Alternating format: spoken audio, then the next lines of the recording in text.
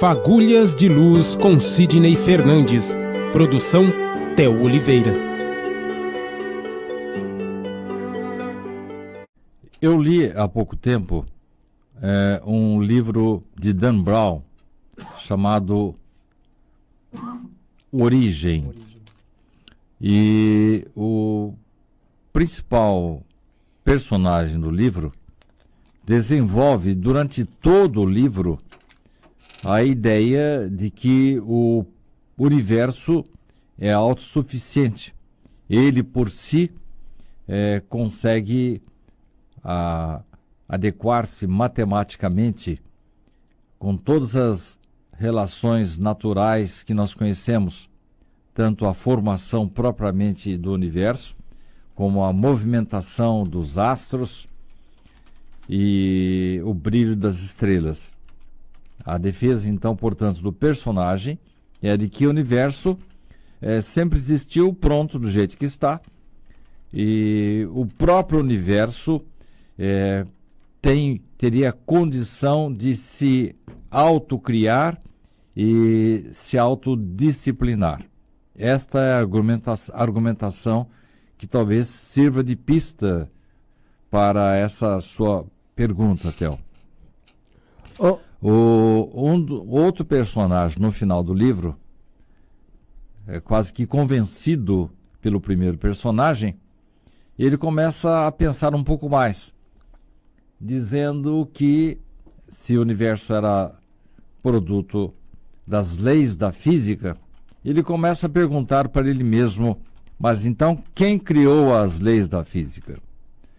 Então a coisa fica por aí, Theo. As pessoas geralmente elas descreem da existência de um criador, uma coisa que elas não conseguem explicar, e isso é natural porque nós somos seres relativos e Deus é absoluto, e fica difícil para um verme como nós, uma insignificância no universo, poder explicar o inexplicável, que é o absoluto. Agora, por que as pessoas estão voltando a tocar nesse assunto? É que se antes esse assunto estava mais na área, vamos dizer assim, da filosofia e da religião, alguns cientistas passaram a fazer algumas observações. E o meu artigo é uma pontinha do iceberg. Eu apenas cito algumas das observações deles. E eles começam a falar, como você já começou aí, falando das células, do DNA e várias outras observações que acabam, vamos dizer assim, por mostrar uma precisão matemática em várias situações. Você mencionou algumas delas. Eu cito, por exemplo, você falou aí da espiral de Fibonacci. O que é isso? Vindo o conhecimento da Grécia Antiga, da Índia, esse Fibonacci, mais ou menos no século XIII, começou, não é que ele criou a espiral, ele observou que, assim como Newton não criou a lei gravitacional, ele apenas a enunciou, assim como o Espiritismo não criou a lei da reencarnação, ele a enunciou. Nós não estamos criando algo. Fibonacci também não criou nada, ele só observou a natureza e muitas outras coisas que seguiam um determinado padrão. Então, só para a gente não aprofundar demais a espiral de Fibonacci, ele percebeu, por exemplo, que dentro da sequência numérica que ele traçou, que começava com 1, depois o segundo elemento seria 0 mais 1, 1 de novo.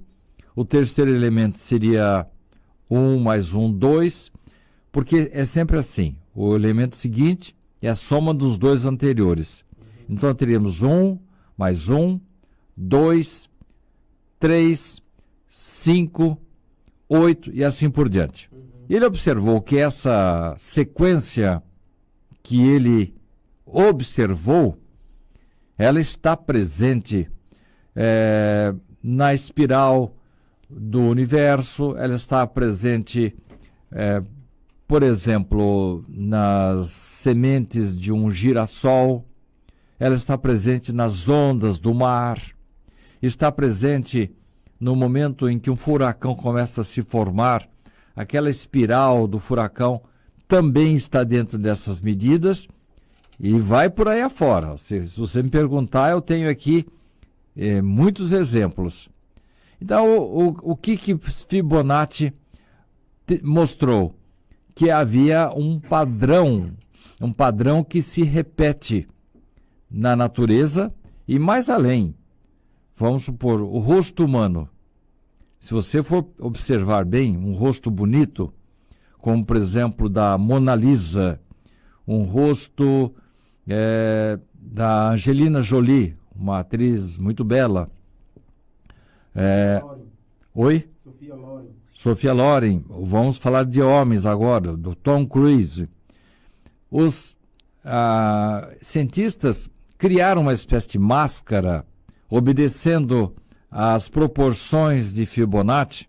Lembram-se?